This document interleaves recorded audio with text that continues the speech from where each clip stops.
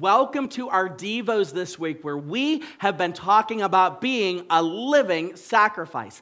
And if you don't know what that means, if you've never heard this before, I really want to encourage you to go back and check the previous videos to really see what this is all about. But the short version is that there's a really, really important passage of Scripture in the book of Romans, in the letter to the Romans that the Apostle Paul wrote.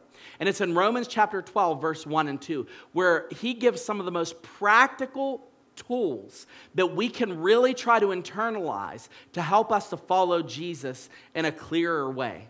And that involves being a living sacrifice. Well, today we're going to close this discussion off with the last part of the Scripture. This is kind of like what I would call like the evaluation portion of if we are a living sacrifice. So let's look at the verse one more time. We're in verse 2. He says, and we talked about verse 1 on day 1, but we spent the majority of our time in verse 2. He says, do not be conformed to this world, be transformed by the renewal of your mind. We talked about that.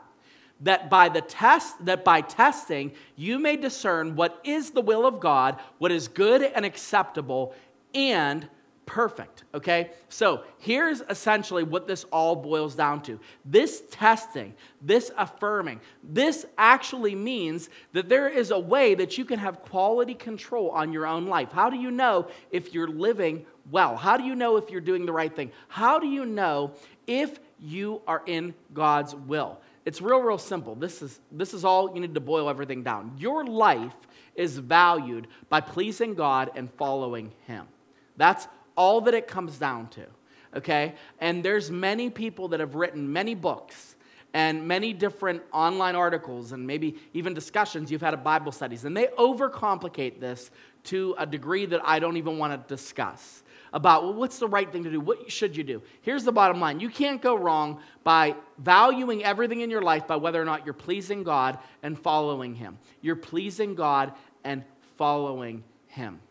I want to share this story, and it's off the cuff. So, this is how you know when you're in the right direction, okay? Where there's an equal mixture of you loving God, you serving Him and connecting with Him, and also you desiring to be obedient to Him because He's God, and you have to know that balance. And the more that you know God, the more that you put yourself on the altar and realize that your life is not your own, the more that you're going to want to do His will for His sake, and to follow Him and to make sure that your life is reflecting what He wants you to do.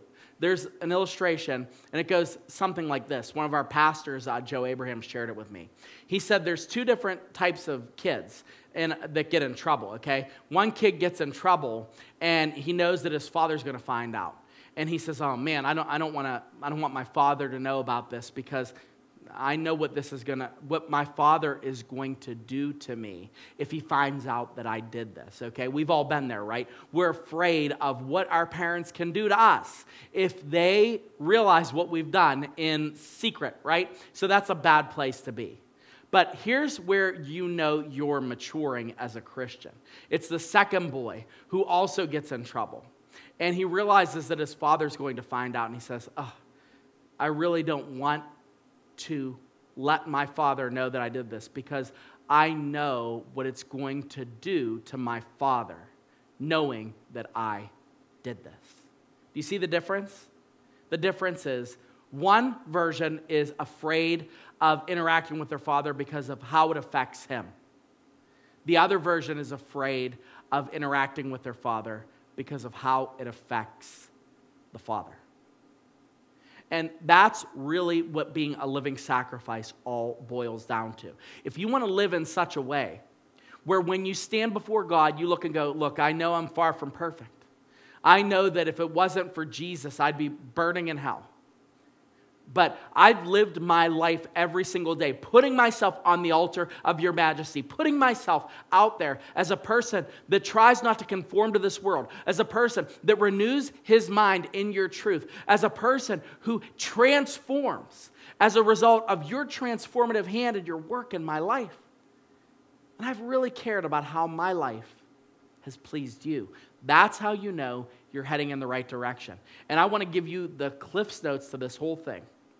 All that matters in our lives is how we please God.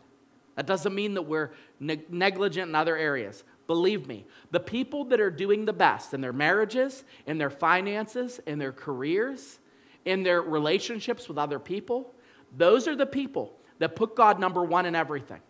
And then God gives them the ability to make an impact beyond this world. That's what I want your aim to be. So my challenge to you today is, are you a person, a living sacrifice, that can discern that they're pleasing God, that can discern that the test of their faith, that once this is examined, that they realize that they have completely yielded to Him? We all need work. We all have issues. And Pastor Mike has said it best when he says, as a living sacrifice, sacrifices that are alive tend to crawl off of the altar from time to time. I've been there, you've been there, but the trick is that we keep going back, that we keep realizing that it's by God's mercies that Jesus died on the cross, that Jesus loved you so much to invest life into your body, to give you a whole new meaning, to make you new again with new desires, new thoughts, new focus, and new conformity, not to this world, but in the world to come. He gives you all that. And those mercies can get you to keep going back to the altar and back to the altar and back to the altar again and again and again. Because you're a living sacrifice, so am I. And we are all yielding ourselves to the King who has called us to live in light of His kingdom.